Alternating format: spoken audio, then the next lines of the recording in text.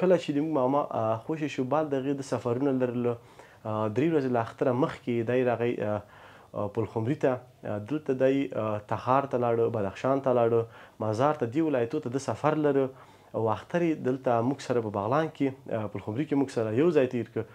دی به آزادانه گشت و گذار یې کوه، شخصي کاروبار یې لره، یو شخصي تروریستي سیاحتي شرکت یې درلوده او د آزادانه په کابل کې او د افغانستان په ډېرو ولایتونو کې گشت و گذار کوه او هیڅ نوع تهدید ته متوجه نه و. جسد معاینه کردیم و جسد در کدام آثار علائم لتوکوبی که ما ببینیم در جسد پیدا نکردیم. بازم از فامیلش هم تقاضا کردیم اگر شما بالای کسی ادعا دارین به خاطر از اینکه مرگ مشکوک گپا اگر بوده باشه که مطلب عدلیه در جریان بگذاریم.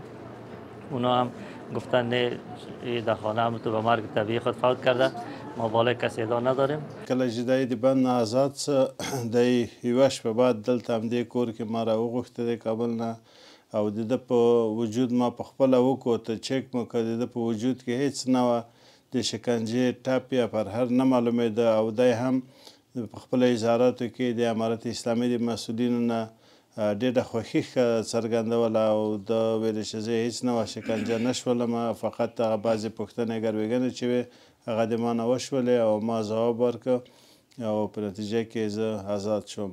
په خپل سره هر چا نو هر مشکل چې خپل منځ کې لاره د دولت سره یې لاره یا خپل منځ یې لرله نو دا خپلې خبرې یې مخته بوتلې وو.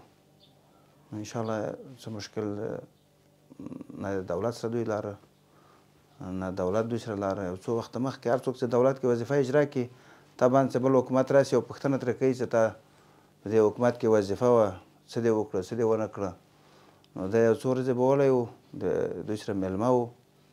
زه کله راغی موږ پوښتنه ترې وکړه ډېره ښه اظهار خوښي یې وکړه چې موږ سره ښه چلند وکړو هېڅ مشکل نه و. دې منځ کې ډېر وخت تېر شو، څو میاشتې تېرې شوې، پس د څو میاشتو نه دا پېښه وشوه.